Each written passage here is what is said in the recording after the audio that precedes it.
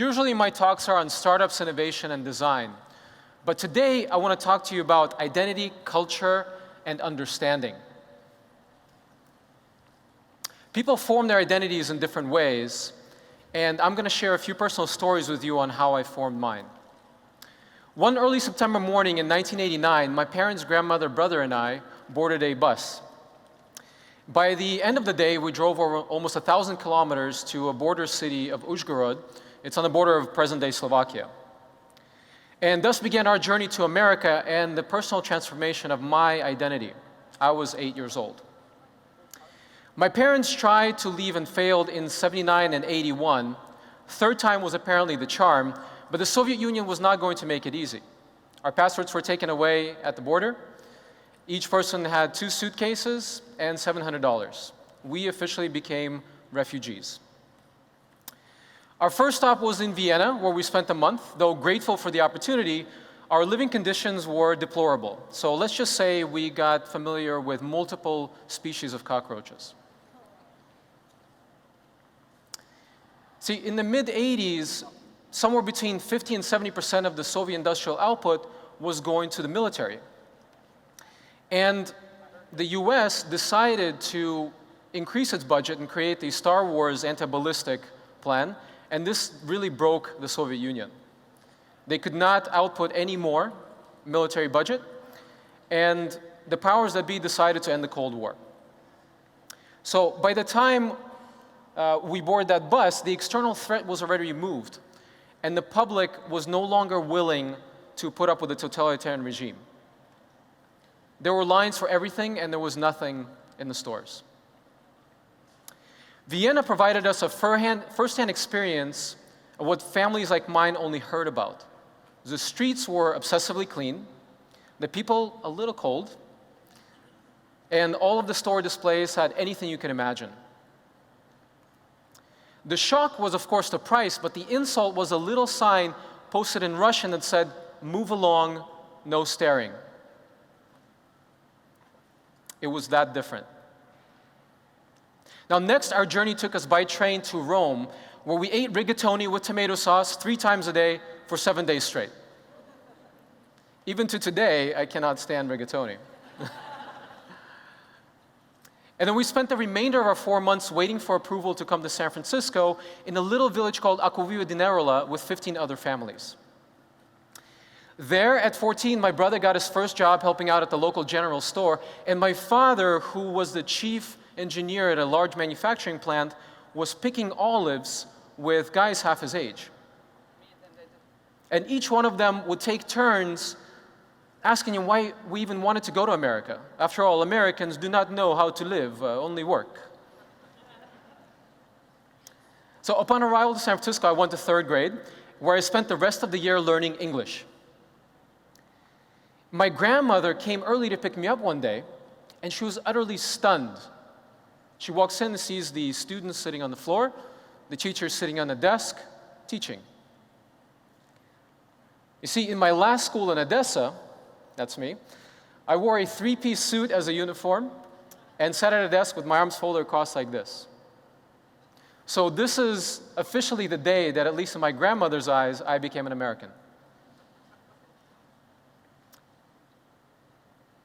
A couple of years later, we were living in Cupertino, the capital of Silicon Valley, and I was a good old American kid, almost. I walked in the first day of 6th grade like I owned the place. And later that day, I saw 2 strange-looking boys standing away from everybody at recess. One was dressed like a tennis player, and the other had an asymmetric haircut and some torn jeans.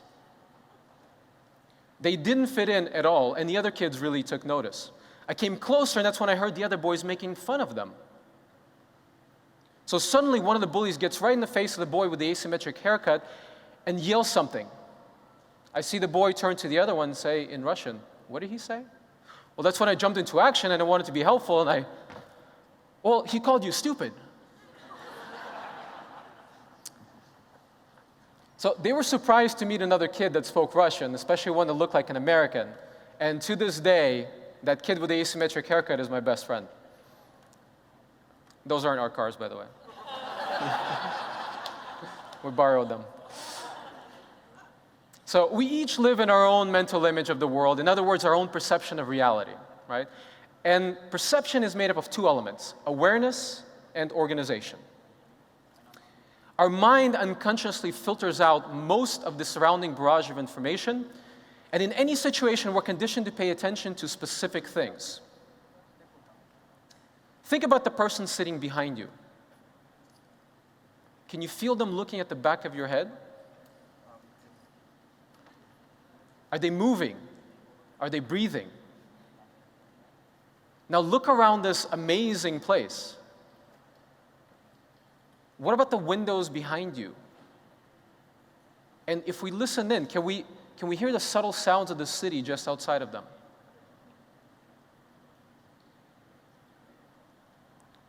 How about inside you? Are you feeling your pulse, every breath you take, the chair underneath you, the clothes that are touching your skin? The airport security agents in Tel Aviv are taught to look for subtle signs in people's behavior.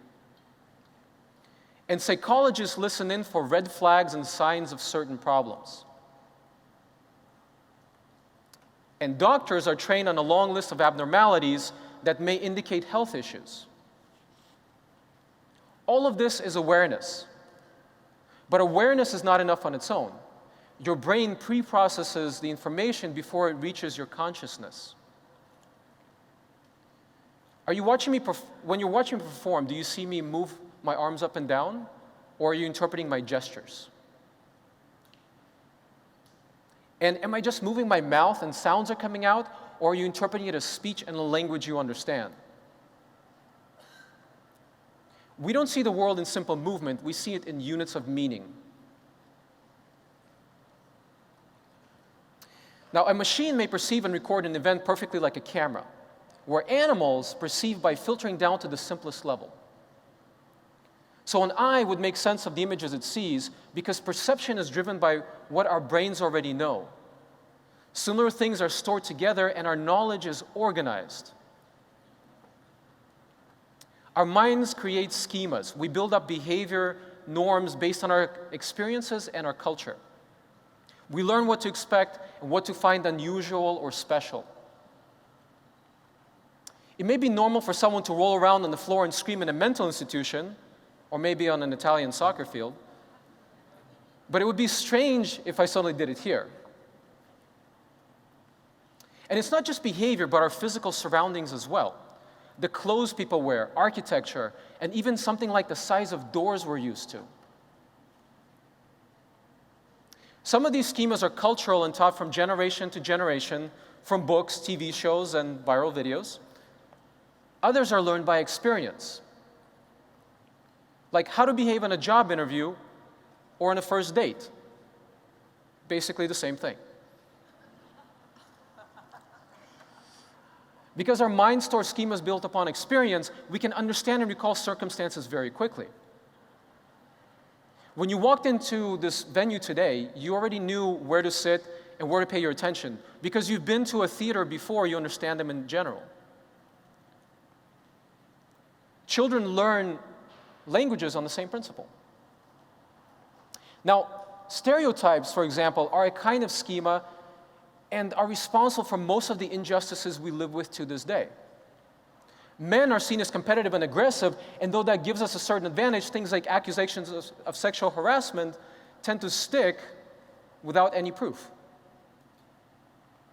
And women didn't have the right to vote until 1920 because they were seen as flaky and unreliable. That's the year Amelia Earhart flew for the first time, and 71 years after Elizabeth Blackwell became the first woman to get a medical degree in the US. And still today, a particular national candidate is being criticized for being little more than a strong-willed woman. And African-American men are accused of crimes they didn't commit, and Middle Easterners are looked upon with automatic suspicion. People are judged based on their fit into preconceptions. People's biases serve to simplify constructs and explain others' behavior. We tend to overestimate personal causes such as abilities, motives, and morals, while underestimating situational ones like a job or compensational system or happenstance. And we're also biased based on our own situation. Generally, people take credit for the good outcomes and feel victimized by the bad ones. People have a skewed perception of their role and others' motives in a situation. If someone behaves in a way you don't expect, from your perspective, you may think that they're doing it to spite you. We assume a common understanding of the situation with different parties just having their own interests and motives. We ignore the difference in perspectives and assume everyone is acting consciously. But the world is not flat and everyone has their own perspective. Though at times it was difficult for me to fit in growing up, as I started traveling for business, I began feeling very lucky to be a 1.5 generation American. 1.5 generation kids immigrate as preteens. We bring characteristics from the home country and at once assimilate with the new culture. We end up somewhere in between first and second generation, and we live a truly unique cultural experience. Today, as a speaker and mentor, I'm fortunate to travel and meet young entrepreneurs in 20 or more countries each year. Being 1.5 generation gives me a unique perspective on the world, and perhaps the ability to understand cultures with a little bit more ease. And I've noticed some fascinating patterns in my travels, and anyone who studied organizational psychology will recognize these. So for example, in low-context cultures like Anglos, Germanics, and Scandinavians, where everything is quite spelled out, people take what is said or written very seriously. In high-context cultures like Japanese, Arab, and French, the communication assumes commonality. Things are implied and communicated in indirect ways. Communication between these two groups can sometimes cause problems. Westerners can perceive Japanese as secretive or unforthcoming, and Japanese can find Westerners blunt and offensive. I'm sure that's familiar to some of you. Now, Germans can feel that the French provide no direction in business, and the French can feel that Germans are explaining the obvious and insulting their intelligence. As our world becomes increasingly diverse, low-context cultures can actually experience communication breakdowns because they assume more shared context than there really is. And they also tend to be more insular and less tolerant of diversity. Now, unsurprisingly, old societies like China, Britain, and Japan are past-oriented. They're slow to change and want to do things the traditional way. Present-oriented societies like most of Eastern Europe and Latin America prefer short-term benefits because for them, the past is gone and the future is uncertain. US is a future-oriented society with a great deal of optimism for what may come. Americans feel they can control their own destiny, which is a matter of planning and doing versus just going with the flow. Even the perception of time differs between cultures. Some see time as running out and it needs to be used or will be wasted. Others feel time is almost infinite. So with cultures that have plenty of time, they rely on relationships and trust, but the others rely on mechanisms to replace trust, like contracts and lawyers. And finally, there's this wildly varying value placed on individualism, uniqueness, and self-determination. In Western cultures where individualism is valued, people are admired for being self-made, independent, and having an opinion. While in collectivist cultures in Asia and other parts of the world, people are expected to not stick out. They provide protection in exchange for compliance and loyalty to the group. Miscommunications, misunderstandings, or just the lack of empathy are at the root of most conflicts in history. When the Allies demanded Japan's unconditional surrender in 1945, Premier Kantaro Suzuki of Japan responded with the word makusatsu. It means we withhold comment pending discussion. It was mistranslated in Washington to mean we are treating your message with contempt. The press spread it around the world like wildfire, and little effort went into scrutinizing such an important translation. President Truman felt he needed to respond quickly and sternly, and in result, 150 to 250,000 people died or were exposed to radiation. Now, more recently, in 2005, President Ahmadinejad of Iran called for Israel to be wiped off the map. Or did he? Well, apparently, this was yet another poor translation, What he actually said was the regime occupying Jerusalem must vanish from the pages of time. That'd be a more accurate translation. This mistranslation of a political criticism infuriated an already sensitive situation between two cultures that have struggled to reconcile for years. Now, I entered the startup world at a very young age, and since the late 90s, I've been deep in the trenches. In the process, I've gained experience you can't learn in school. And a few years ago, I started going around the world and sharing it by mentoring in startup accelerator programs. It was an exciting opportunity to do some traveling, meet talented young people, and hopefully inspire some of them, or as many as possible, to greatness. This eventually took me back to Ukraine. And of any of the 50-plus countries I've traveled to, Ukraine quickly felt like home. Now, it's a country that became independent after my family immigrated. A completely different environment from where I actually grew up in California, filled with endless problems and struggles, yet it felt familiar. As I met more young Ukrainian entrepreneurs, I recognized their potential. So I decided to bring 45 of my closest founder and investor startup star friends and put on a world-class startup conference in Kyiv. On November 22nd, 2013, I landed at Kyiv's Borispol airport. Now, I was excited to work with my team after many months of planning, just the little things at the run-up.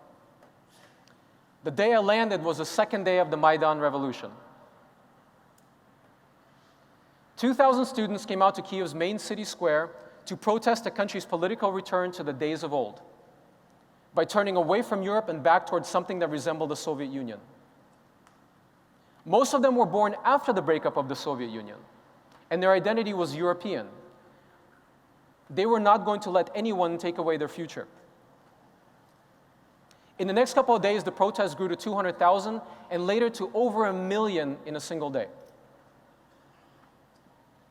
Now, our event still went ahead, but our speakers, my friends from all corners of the world, got a completely different experience than they expected. In the following 75 days, the old government tried everything, even snipers and bullets, to no avail, because freedom was at stake. For the first time since 1991, when the country became independent, Ukraine formed an identity. The ordinary citizens and students were willing to die for it. And of course, the struggle became more complex and still continues today, and will take years to finally settle, but I'm confident that people will prevail. For me, having witnessed a revolution firsthand added a lot to my identity. Now, I may have missed a lot since we boarded that bus 26 years ago, but I feel that Ukraine's struggle is mine too. Now, I consider myself very lucky for having the opportunity to grow up in the world capital of innovation, and even more so for being able to live through a different lens. One that gives me cultural fluidity and a unique, deeper perspective on the world's different tribes. People around the world are much more the same than they are different, even though frames of reference can sometimes put us at odds. But our generation has big advantages and few excuses. All of the world's information is right in front of us, and it's not difficult to get on a plane and be on the opposite side of the world before the sun goes down. With little effort, we can understand each other much better. Everyone can be much more culturally fluid. If more of us decide to see the firsthand of how the others live and walk a day in their shoes, our differences will seem minor. Now, won't that be a day to remember? Thank you.